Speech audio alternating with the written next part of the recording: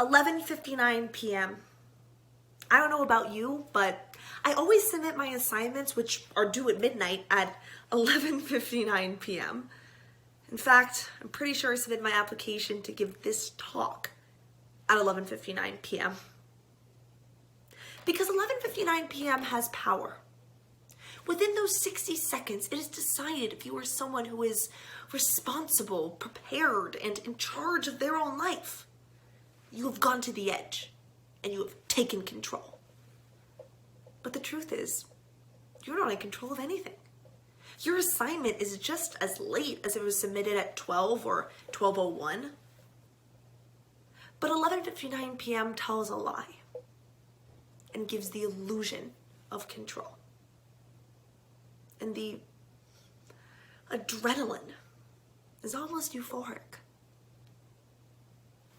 This is the best metaphor I have for an eating disorder. Eating disorders are not a lifestyle. They're not about health, about beauty, but they are fundamentally about control. The logic is, if I control my body, what I eat, how I look, then obviously I'm in complete control of what is happening to me and what has already happened to me. And that does make sense, because an eating disorder is the illusion of control. Now, what I'm saying may sound insane to you. It definitely used to sound insane to me, because this type of thinking is what is encouraged by our society and culture.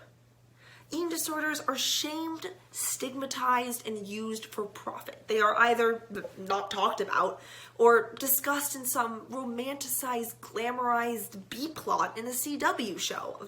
Looking at you, Gossip Girl. And this is extremely dangerous. This is like advertising a guillotine as a vegetable slicer.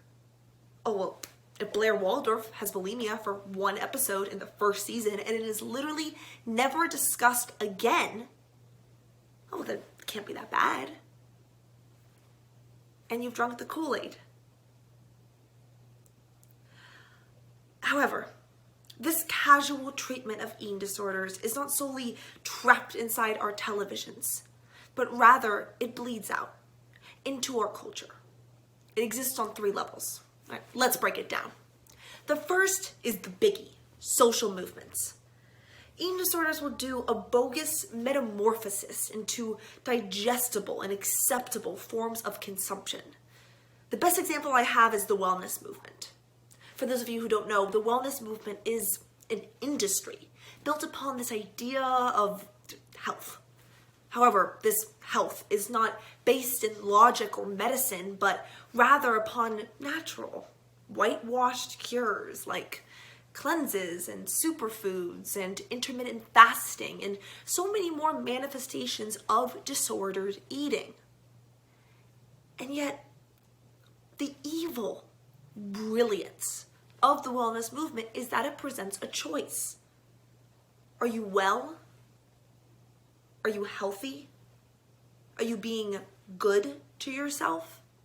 Or are you being unwell, unhealthy? And of course, the logical response to this is, no. I want to be good. I want to practice wellness, because who would want to be bad? It's the same rhetoric that created the anti-vaccination movement. And it's the same rhetoric that created my eating disorder when I was 8 years old. I was diagnosed with ADHD and my family didn't know how to handle it. And my mother was given a choice. Put your child on medication that you're not familiar with, or control her diet. So there I am, 8 years old, no idea what's happening to me, and I am taught that the only way to control myself, control the way people see me and like me, and to fix what's apparently wrong with me, is by not eating white flour, dairy, or any form of sugar. Now try selling that to an 8-year-old. Pizza parties sucked. But that rhetoric has stayed with me my entire life.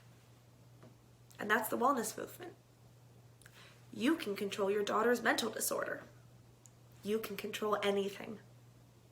It sells the illusion of control. Now, the second level is no surprise. Social media. I don't know about anyone else, but my Explore page is basically a shrine to losing weight. A shrine with many different forms. Those health pages with those stupid his and hers plates. Oh, the calories of different nuts. Follow her for her workout routine. And then, of course, my least favorite, what I eat in a day. If I came up to you on the street and I went, hello, well, I'm a stranger, and well, I'm hot. Do you want to know what I ate today? Now you eat it too. You would be very afraid. However, we do this on social media, and not only is it an accepted form of communication, but rather an encouraged one. We would rather emulate a thin stranger than listen to our own bodies. The third and final level is the most dangerous. Our everyday interactions. This is how diet culture is cemented because it becomes part of our language. Especially on a college campus, we take pride in our disordered eating. Oh, I only had coffee today. I'm feeling thin today. I'm feeling fat today. Skinny legend. Oh God, I ate so much. I'm going to throw up. LMAO. I feel like I'm gaining the freshman 15. There's literally too many examples for me to name.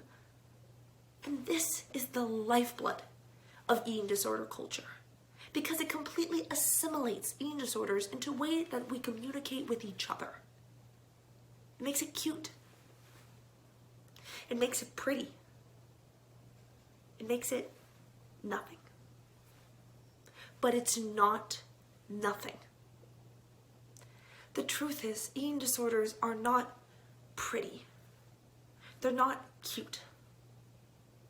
They are gnarly, all-consuming, ruinous things. And they have to be treated as such. So how do we do this? How do we not only begin dismantling a Victoria's Secret Model Lab system, but also our own personal eating disorder beliefs?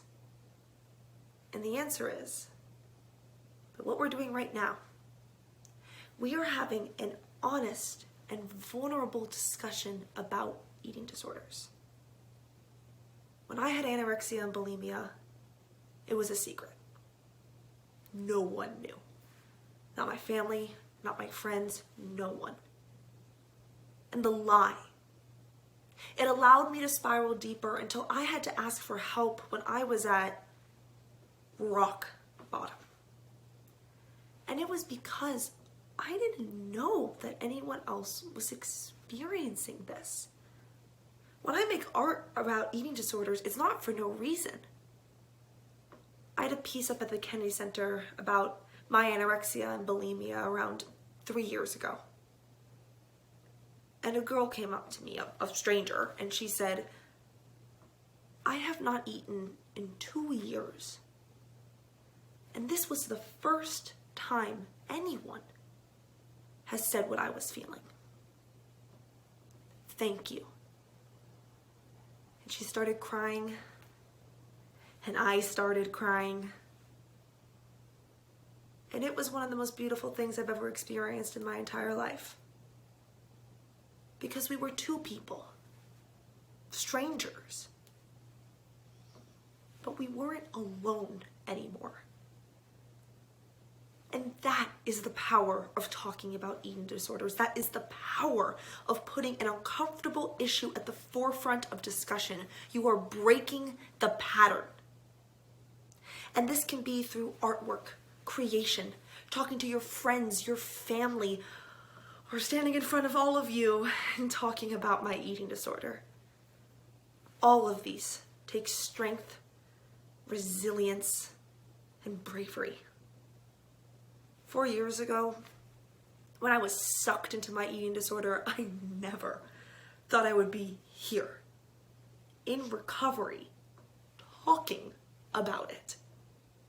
And my hope is that this talk has made at least one of you feel a little less alone. And I'm not fully recovered. I still have my, uh-oh moments. But now I'm prepared. I'm resilient. And maybe one day I'll be submitting my assignments the day before and not 1 minute until midnight. Thank you.